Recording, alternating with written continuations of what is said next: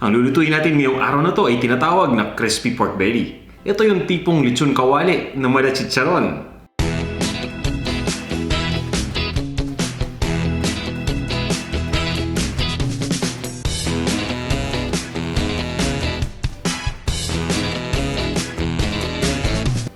Ito yung mga ingredients na gagamitin natin para dito.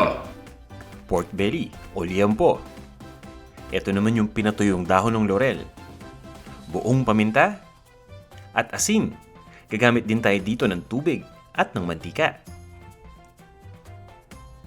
Ito naman yung kompletong listahan ng mga ingredients, kasama ang sukat ng bawat isa.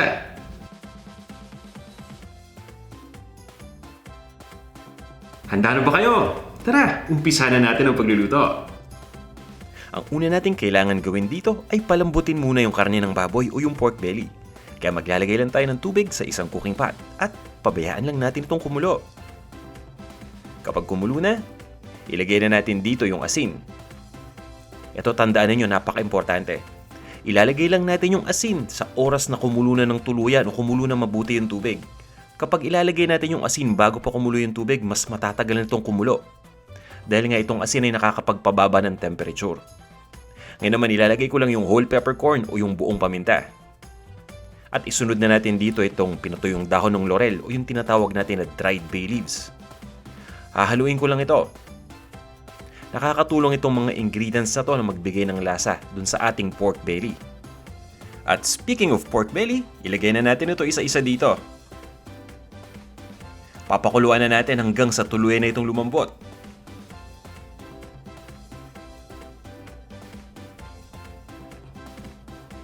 Napaka-importante na palambutin muna ng tuluyan itong baboy o itong pork belly para maging malutong ito maya-maya. Tatakpan lang natin itong ating lutuan at pabayaan lang natin na kumulo uli yung tubig dito.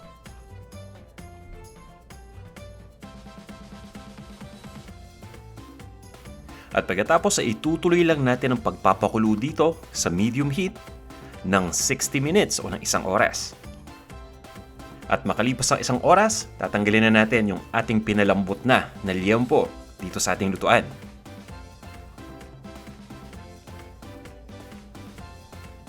Ilagay lang natin ito sa isang malinis na plato.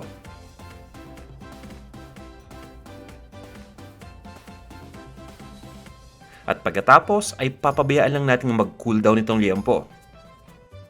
Pagdating naman dito sa tubig na pinagpakuluan natin, naku, pwede pa natin itong gamitin kaya huwag nyo munang itapon. Kung nagbabalak kayong magluto ng pork adobo o ng nilaga, pwede natin itong gamitin. Tatanggalin lang natin itong mga sumamang paminta at dahon ng laurel dito sa pork. At kapag nag-cool down na yung pork, yung tipong kaya na nating hawakan, ang ginagawa ko ay kumukuha lang ako ng toothpick at tinutusok ko lang yung ibabaw nito. Basta ang kukunin nating toothpick yung matibay yung matulis yung dulo.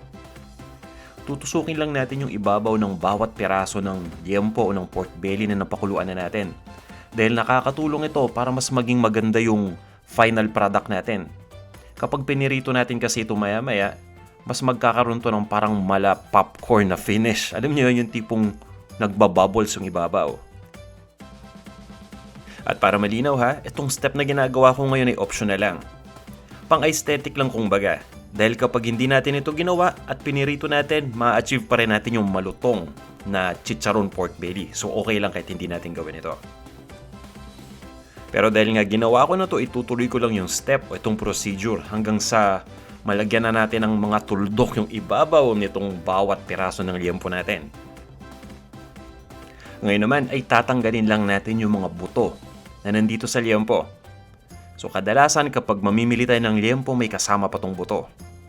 Kung yung gamit ninyong liempo ay may buto, gagawin natin itong procedure na to. Hihiwain lang natin hanggang sa matanggal na yung buto. Dahil mas masarap na chicharon yung walang buto para dire-diretso yung pagkagat natin. Pagdating dito sa buto, pwede pa natin itong iprito o kahit anong gusto ninyong gawin. Basta para sa recipe na to, hindi na natin kakailanganin yung buto. At pagkatapos ay hihiwain lang natin itong liempo sa gitna. Yan, para mas numipis ito. Itong technique na to ay ginagawa ko kasi mas lulutong yung ating chicharon kapag mas manipis ang ating gagamiting karne. So itutuloy lang natin itong aking ginawa dun pa sa ibang peraso ng pork belly na meron tayo. At pagkatapos ay aasinan lang natin ito.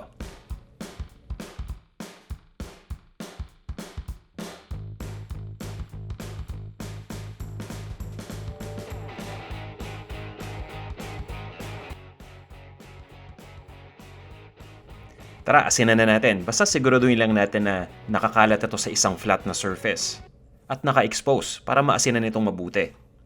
Maglalagay lang tayo ng asin dito sa ibabaw na bahagi at pagkatapos ay irarub lang natin ito. Importante na naasinan natin yung parehong bahagi nitong pork belly. Kaya babalik ta rin natin to para maasinan naman yung kabilang side.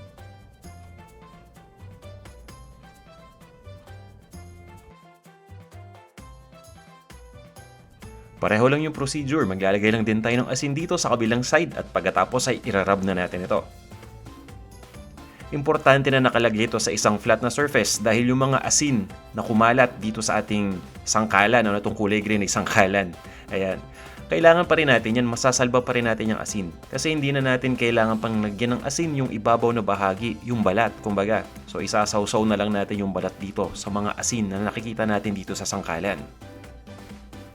Nang sa ganun yung buong liempo natin, naasinan ng mabuti. Kaya walang nasasayang dito.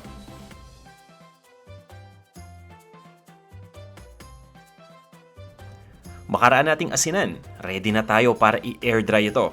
Ano bang ibig sabihin ng air dry? Kukuha lang tayo dito ng wire rack at ilalagay lang natin yung naasinan na natin na liempo sa ibabaw nito.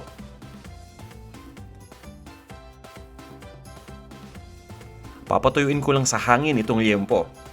Kaya tayo gumamit ng wire rack para nakaangat ito para yung ibabaw at ilalim na bahagi ay parehong matuyo. May iba't ibang paraan para gawin ito. Pwedeng iwanan lang natin for about 3 to 4 hours. Tapos okay na to, pwede na nating iprito. Ang ginagawa ko para mas mabilis, naglalagay ako ng ventilador o ng electric fan sa harap nito at pagkatapos i-on ko lang yung electric fan. Mas mabilis itong matuyo, mga 1 oras lang okay na. Pwede na nating iprito.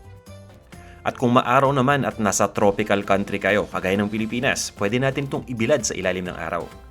Tatakpan lang natin ito ng screen o ng mesh nang sa ganun ay hindi ito dapuan ng langaw. Makalipas ang 1 oras sa harap ng ventilador, ito na yung liempo. Yan, medyo tuyo na. Pero yung loob nito moist pa rin. Kaya kapag pinirito natin ito maya-maya, may tendency pa rin na tumalsik yung mantika, kaya mag-ingat pa rin tayo. Nagpainit lang ako ng mantika sa isang cooking pot. Yan, at ngayon mainit na to.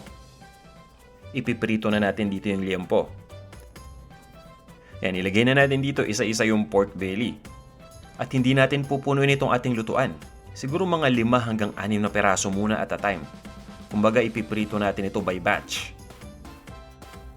Ang gagawin natin yun ay papabayaan lang natin itong maluto hanggang sa tuluyan ng maging golden brown yung isang side nito. At pagkatapos ay babalik ta rin naman natin ito para maluto din yung kabilang side. Tatakpan ko lang muna ito ng takip nitong cooking pot sandali lang para hindi tayo matalsikan. At kukuha lang ako ng splatter screen. Ayan, at ito na yung splatter screen. Ipapalit lang natin.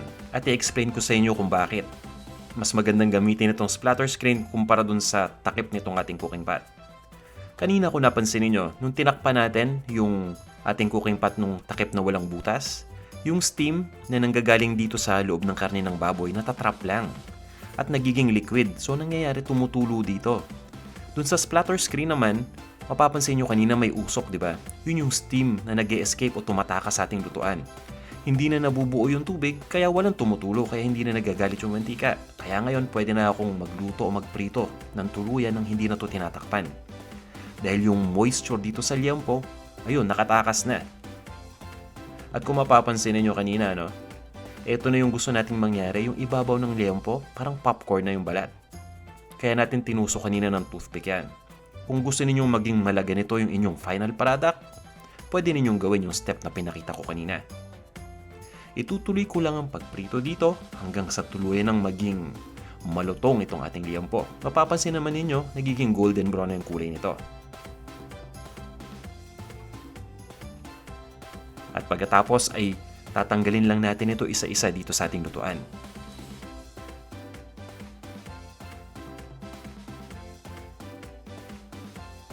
Ngayong ready na to, kukunin na natin isa-isa itong malutong na pork belly. Ayan, at ilalagay ko lang ito sa ibabaw uli ng isang wire rack nang sa ganun ay tumulo mabuti yung mantika. At pagkatapos nito, itutuloy lang natin ang pagprito doon pa sa isang batch ng liempo na naasinan na natin. So same procedure lang yan. Ililipat ko lang ito sa isang serving plate at pagkatapos ihahanda ko na yung maanghang na suka na sausawan natin.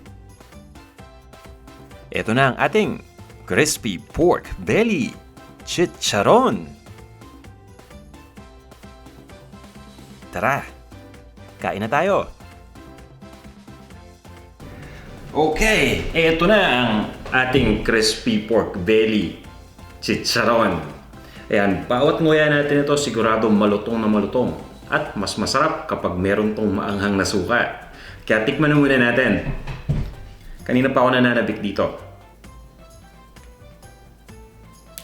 Ayan ang suka na maanghang. Mas maraming sili sa suka, mas masarap dahil mas maanghang yan. At nakita nyo naman tong balat, di ba? Talagang namumutok-mutok na kumbaga. Ayan, tikman ko na to ha. Cheers!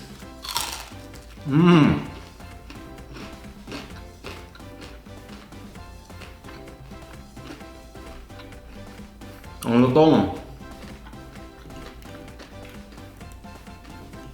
Tsaka malasa pa. Dahil nga pinukuluan natin to kanina sa pamintang buo, pati na rin sa pinatuyong dahon ng laurel, tapos inasinan pa natin. Kaya kahit hindi natin ito isawsaw sa suka, may lasa na. Pwede itong pang-ulam, pwede itong hiwain ng maliliit para pansahog, pwede rin itong pampulutan. Kumbaga, nasa sa inyo na kung paano na ito kakainin.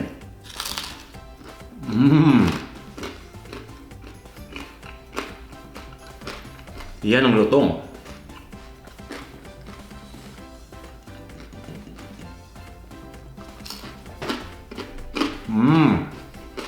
Panalo. Grabe, ang sarap nitong ginawa natin ngayon na dish. Akalain niyo lechon kawali na pwedeng pang ulam at chicharon pa at the same time. Talaga namang yung lutong, di ba? Buong buo. Kaya, ayun, sana subukan niyo tong ating recipe. Hindi kayo magsisisi dito. Basta, importante sundin niyo yung bawat step na ginawa natin para talagang makuha ninyo yung best results. Okay? Para sa akin, panalong-panalo tong recipe na to. At para sa inyo naman na nanonood dyan, yung ating mga masugid na manonood, maraming salamat sa inyong pagnood palagi ha. At sana ay may natutunan na naman kayong bago ngayong araw na to. Kung nagustuhan nyo tong ating video, pakilike lang ha. At sa inyo na ngayon pa lang nanonood ng Panlasang Pinoy, welcome sa Panlasang Pinoy! Welcome sa inyo dito at sana mag-subscribe kayo dito sa ating YouTube channel. Pakiclick lang yung subscribe button na nandyan sa ilalim ng video ninyo at magkikita tayo ulit ha, sa ating susunod na video. Hanggang sa muli!